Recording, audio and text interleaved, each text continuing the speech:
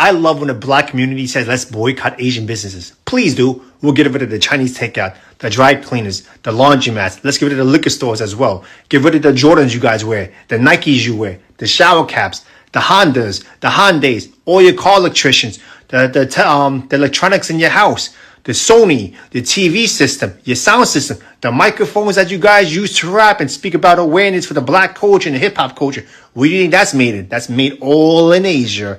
And here's another thing for you guys. You guys want us to leave the neighborhood so bad?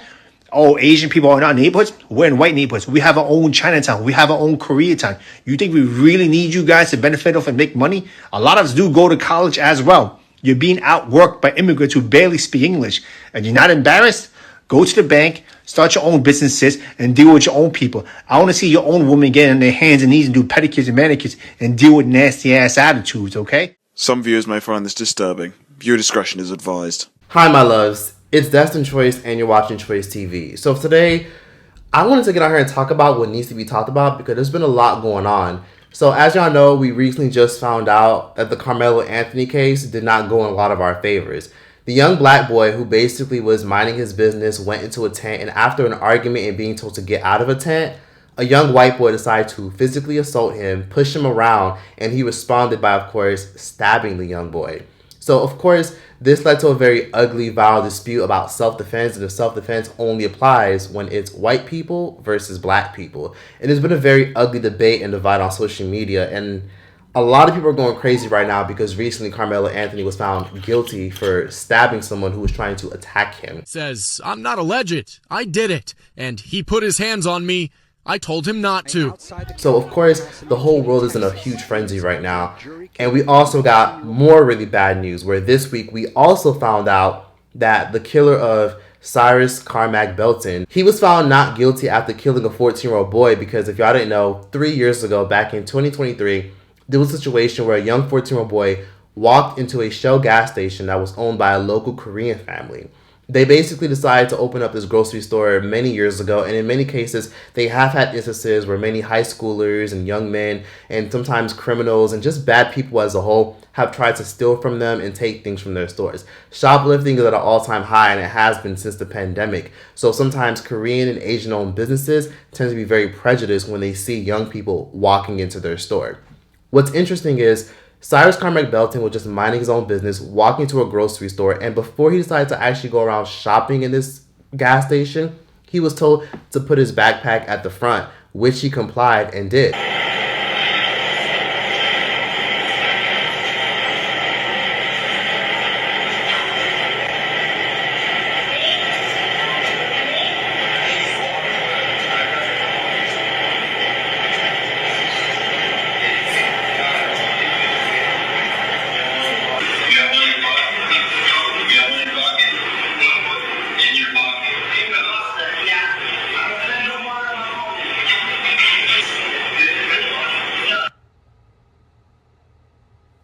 Leaving peacefully. Look, they're so scared of him.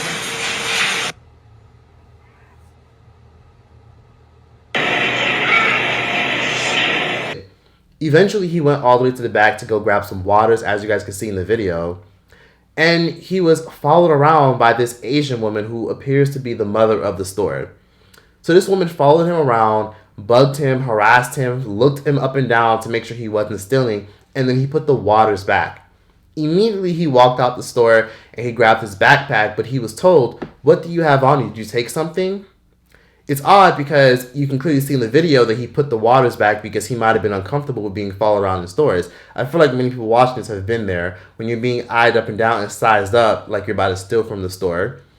And due to that, he made it very clear, "I didn't take anything. You need to calm down and relax." He grabbed his backpack and left, but in the midst of him walking out, the Asian mother made it very clear, "I think I see something. There has to be something in his jacket." He walked out casually, and as he walked out, the Asian father and his son, who had been identified as Rick Chow and Andy Chow, went out of their way to walk out the store and chase this boy out. They chased him so far that they literally chased him over 130 yards. Come to find out, they ended up shooting and killing the boy. So it wasn't Andy, the young man, it was his father. His father's an old Korean man who basically carries a gun everywhere he goes for his own safety. and he decided to blast the young boy because he heard his son say, "Dad, he's got a gun. Dad, he's got a gun," allegedly. Young man come in to the store, and I was stocking things onto the shelf, and so I went to the register, and I hear my mom ask him to leave his backpack at the front of the store, and then I see he goes to the water cooler. That's when I think he pockets a water. And so he comes to the front, starts coming to the front, and I ask him if there's anything in his pocket. Then I see he turns to both of us and he tries to show there's nothing in his pocket. And while he's going out the door and both hands are out of the pocket now, I see something heavy just droop down in his hoodie pocket. And so that's when I come around the counter and I call out to him, "Hey," and he doesn't turn around, he just keeps going. And so I walk to the door, I walk out the door, and I see he turns the corner of the store. And so I walk over to the corner, and then I hear my dad come up behind me, and he calls out, "Hey," to him, and he turns around and immediately comes back around and starts to sprint away. And that's when I start to run. And before he leaves the parking lot, I see he throws something out to the right. And so I slow down. I slow down for like a second, and I glance back, and I don't see what he threw. I only see trash and litter. And I go to cross the street, and then I see he trips and falls flat. So I was running full speed, so I end up catching up to him. When I catch up to him, I see something is in his hand. I'm not sure what it is yet. But as he starts to get up, I see that it's a gun, and he points it at me. So I immediately put my hands up. I start to back away from him quickly, and then I yell, "He has a gun!" And then I turn to my dad, who's coming up behind us, and I yell at him again, "He has a gun!" And I'm still backing up, and I watch my dad, and I watch him yell, "Drop it, drop it," and he yells "no," and then pulls his gun and fires one shot. So I watched young man come in. State of South Carolina, County of Richland versus Chike Rick Chow. We, the jury, unanimously find the defendant, Chike Rick Chow, as to the charge of murder, not guilty. Fine number 302, foreperson, June the 1st, 2026. Madam Forelady, was this your verdict and the verdict of the entire... So he was able to walk off a free man. But what's interesting is it's a lot more layered than y'all think. I'll never forget that this kind of reminds me a little bit of the O.J. Simpson trial. Now, we all know O.J. Simpson was famously acquitted back in 1995 for killing Nicole Simpson and the person she was having an affair with, Ron Goldman.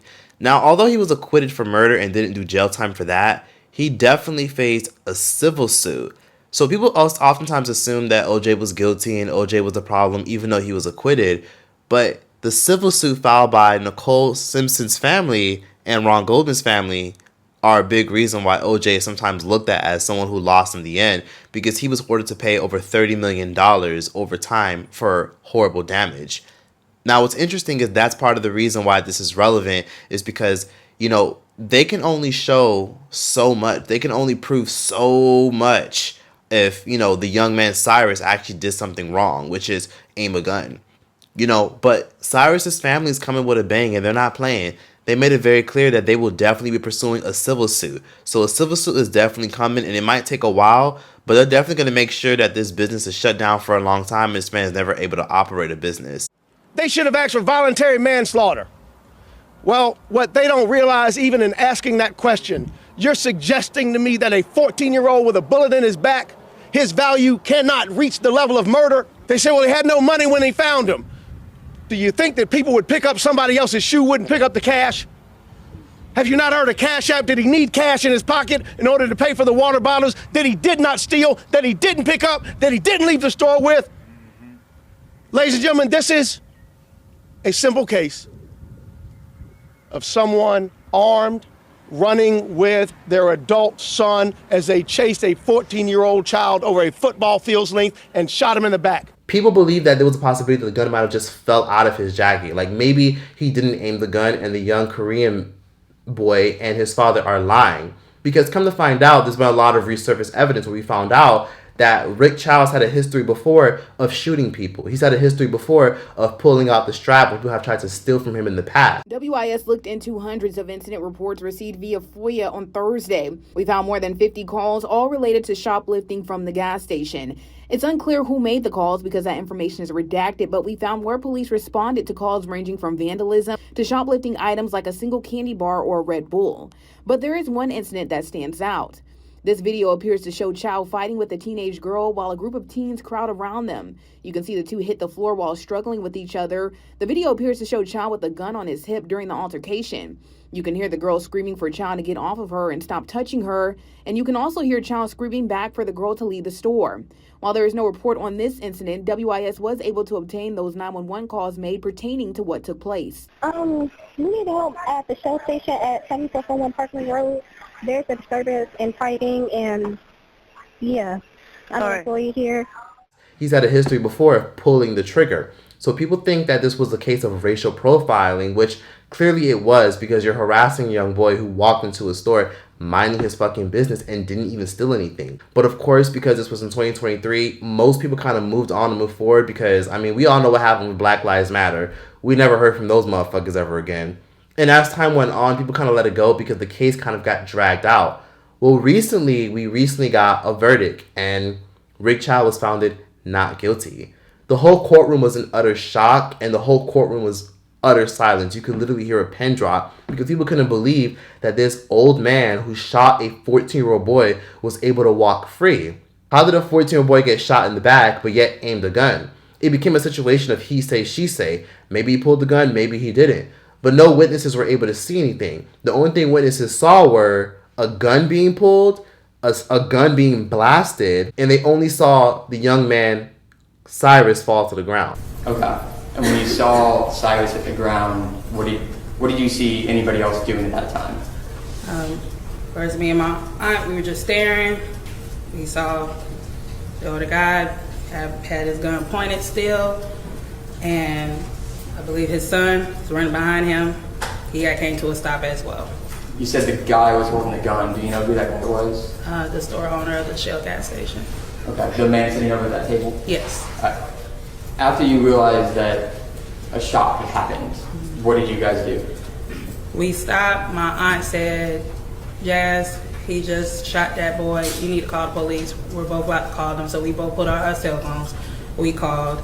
My aunt said, I just want to make sure we're seeing what we see. So we drove out real slow, and we still see Cyrus on the ground. Looked like he was trying to push himself up, like how somebody's doing push-ups, but they're shaking really bad. And he propped back down on the ground and started banging on the ground like in pain.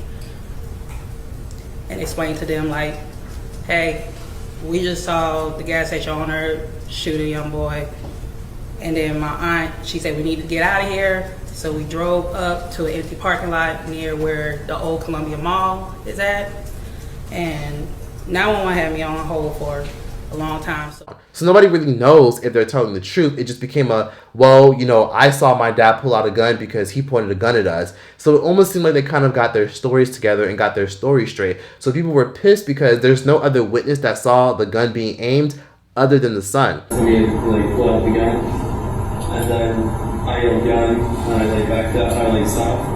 And asked for my dad, was yelling, stop, drop it or something. And then that's when my dad, he didn't drop it. So my dad shot him. And then the son is the only witness. He's the only one that can say, well, my father was defending himself. But then there's Cyrus, who had a gun. Cyrus had a gun on him. Many people believe the gun might have fell out of his pocket or fell out of his jacket when he was being shot. But what's interesting about him being shot is he got shot in the back. How can somebody aim a gun at you but yet be shot in the back? It's really weird and suspicious. And what's also weird is some people kind of suspect that the young man might be lying and trying to protect his father because he doesn't want his father to go to jail. Some people suspect that there's a possibility that this is all a setup. But what people don't realize is how the court system and how the judicial system works in America is it's not about what's right, it's not about what's wrong, it's about what you can prove.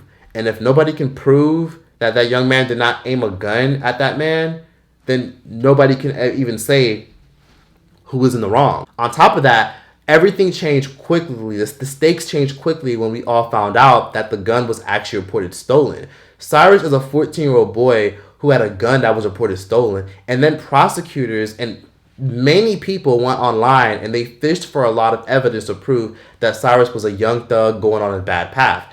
They ended up finding pictures of him flashing a gun on his Instagram story. People were automatically thinking to themselves, okay, this is a clear case of a young boy who was going down a bad path and was flashing guns on the internet to look and be tough. Because then people still have the question, why would a 14-year-old even have a gun? Because it is true. A 14-year-old boy shouldn't even have a gun. At 14 years old in America, you can't legally have a gun unless you're supervised. Yes, for those who are from America. Yes, for those who are not familiar with American laws. In America, a 14-year-old boy can have a gun as long as he's using it to hunt or he's being supervised by his parents.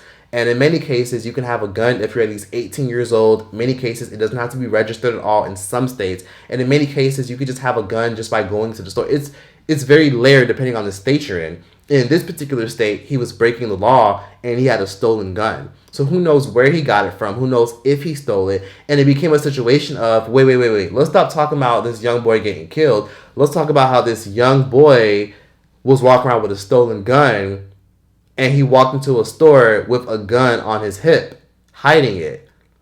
Those were what it was. People automatically said, well, you know, the Asian lady would have never accused him of having something in his jacket if she didn't see a bulge. No parent should have to go through this. This has to stop today. And until you are in my shoes and you have to bury a child, I don't want to hear nothing from you. Rick Chow shot 2 people before. Rick Chow accosted a child in that store and beat her up with a gun on her hip. And none of that information could be brought to light. Y'all hire us. Y'all want us around. You like our culture. You want to listen to the music. You want to wear our clothes. You want to do all of that stuff. But when it comes to protecting us and when it comes to looking at our children, you look at us as if we are animals and we are not. Watch buildings burn. We're going to watch liberals in the street. We've all seen this before and it's getting old. Everyone now cares about this kid. But where were they when he was running the streets with a gun? Where were they? Where is everybody when 6% of the population, 6% of the population, which is black males, commit 51% of the homicides? 14-year-old black kids die every single day in cities for nonsense violence. But we hear nothing about that. Nothing. But the minute something like this happens, oh my God, they care about this kid so much, we're gonna burn buildings down. These young men don't have fathers in their lives. Most of these young men don't have fathers in their lives. So they make stupid emotional decisions. Especially the ones that are raised by women. A woman can't raise a man. A woman can't raise a man. Period. That's why so many fucked up young black males out here today. The whole world has been in shambles, more specifically South Carolina, because people are very upset that he was able to walk free like this. On top of that, when he was able to walk free, immediately, I'm talking about like massive SWAT teams surrounded his whole entire Shell gas station because they knew that the moment that verdict came out as not guilty, immediately people were going to go to that store and protest, as they have been doing for this entire week. I heard the verdict on the news. The little boy was taking a bottle of water. He put the water back. He was running home. They shot him in the back, killed him, murdered him. He's gone. The man had trial yesterday and found not guilty. He ain't going for it. We, the jury, unanimously find the defendant, CK Rick Chow, as to the charge of murder, not guilty. File number 302, 4-person. Okay, so the store is broken into, as y'all see. Water bottles. That's what the little boy died, because of water bottle. He stole a water bottle.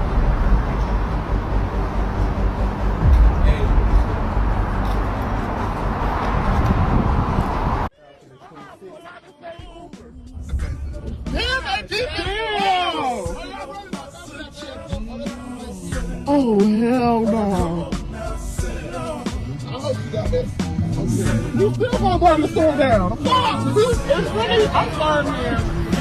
It's not kids who understand.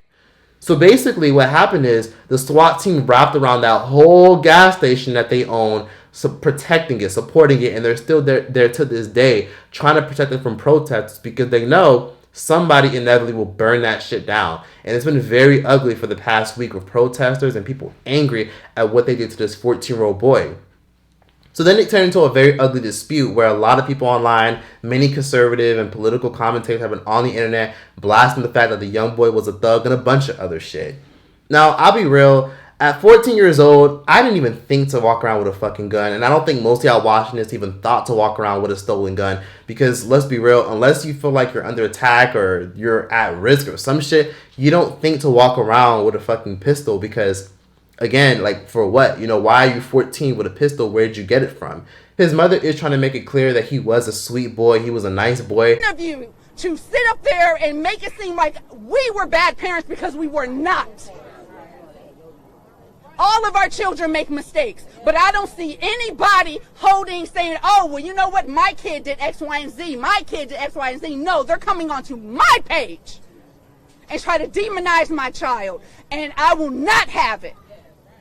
And it stops today.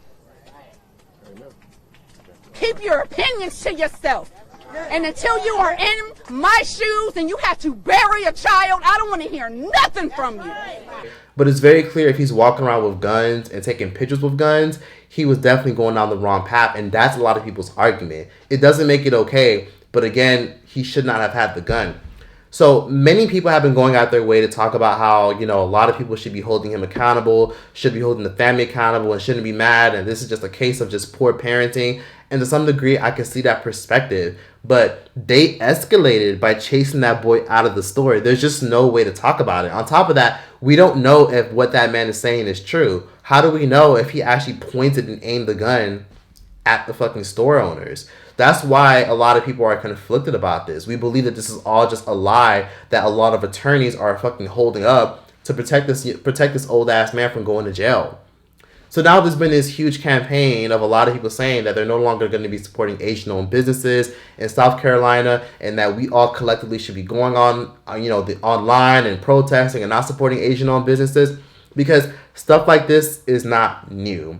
So there was a similar situation that happened back in 1991 with Latasha Harlan, where in Los Angeles, we have an area called Koreatown that has been inhabited by Koreans since the 1800s. And as they've built businesses and as they've built communities here, it intersects with a lot of rougher areas in Los Angeles. So there was a young lady by the name of Latasha Harlan who walked into a grocery store, and she was a young teenage girl, and she was killed by a Korean lady who's known as Soon Ja-doo. Soon Ja-doo decided to kill this young girl because she thought she had some orange juice hidden in her jacket. Come to find out, the girl did not have it on her, and she was actually going to pay for some shit anyways. She yanked on the girl's jacket, and then Latasha Harlan swung and hit her back. This has been talked about for years, and it was a big thing, and it was one of the leading points to the infamous Los Angeles riots. So this is why a lot of people always bring this up about how Asian people have always just been very ugly and nasty in a lot of black communities and communities in general, Hispanic communities, you know, where they come into communities and they build shop and build restaurants and they don't even respect the community that they're serving. You know what I mean? Like a lot of times they'll always have, you know, signs that say that they're hiring, but they'll never hire people who don't, you know, who work in the community. They'll never employ the community. They're just building the community, benefit off the community, and they'll be cold and nasty towards the community. So interesting is this is, I didn't really feel too bad when back during coronavirus, a lot of these Asian communities were getting backlash and people weren't supporting them or shopping them anymore because they've always been seen as a model minority. So when people give them a little backlash and be like, we're not going to support them, I don't ever feel too bad, but it's kind of hard not to. I mean, they run everything, you know, when it comes to the Korean barbecue, the Chinese takeout places, you know, dry cleaning, nails, you know what I'm saying? Like, you know, Ling Ling do a good job, like with my pedicure. So, you know, it's not to be disrespectful. It's just to it's hard to not support them. But when I see them getting backlash and people looking at them crazy and saying that they're not going to support them no more just because they're Asian, I don't think supporting them anymore because they're Asian is the problem. I think the problem is you guys got to just start talking with your dollars. If you see yourself being racially profiled and disrespected or followed around the store, don't shop there no more. Don't give your fucking money there anymore. And it's been like that for a long time. And what's interesting is a lot of times these Asians, these people from Bangladesh, India, China, Korea, they come and they build businesses in the hood, and they would never employ people in these communities, and they'll always have like this coldness about them. They'll never greet you. They'll never say hello, how are you, nothing. They'll always just be standoffish and cold and rude towards you, and yet you're supporting their store.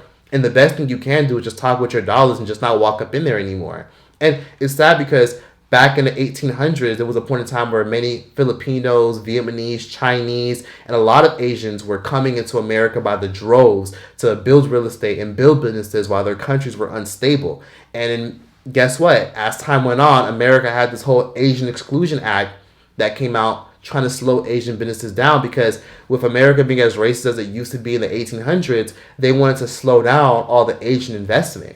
So then it got to a point where eventually, after black people in America fought for civil liberty and civil rights for black people and all people across the world, eventually a lot of Asians were able to capitalize off of that, had no idea about the civil liberty and civil rights going on and the civil rights movement or nothing, benefited off of what black Americans were able to create for them. And then eventually there was a civil act that helped Asians come in and gave Asians inclusion and peace and opportunities to come back into America. And they eventually destroyed the whole Asian Exclusion Act, which allowed Asian businesses to come into droves. So if it wasn't for black Americans who fought for civil rights, a lot of these Chinese motherfuckers and Vietnamese people and all these people who came to build businesses and build real estates and build dry cleaning businesses, they would have never came in the 1970s and the 1980s where the big boom happened in America. They would have never been able to build businesses in many parts of the South and in many parts of California. So that's why a lot of people are going online saying, stop supporting Asian businesses. But the problem isn't Asian businesses, it's racist people. It's people who treat you poorly in your own community and yet benefit off of it. Talk with your dollars. They only go places where they know they're going to get support. They only go places where they know a lot of people need. They know a lot of people of color, a lot of immigrant communities need gas. They know you need fruits, vegetable, produce, fresh meat markets. They know you need that stuff. They know you need nail salons. They know you need wig stores. They know you need beauty supply stores. They know you need arts and craft stores. They know you need antique stores. So they'll build these communities and they'll build these stores there, capitalize off of it, and they won't even be nice to you. And there they see it as, well, you came to my store, you got a service, it is what it is, get out. So I will be real. I can kind of see where that Asian man who went viral recently on TikTok is coming from. All your car electricians, the electronics in your house, the Sony, the TV system, your sound system, the microphones that you guys use to rap and speak about awareness for the black culture and the hip hop culture.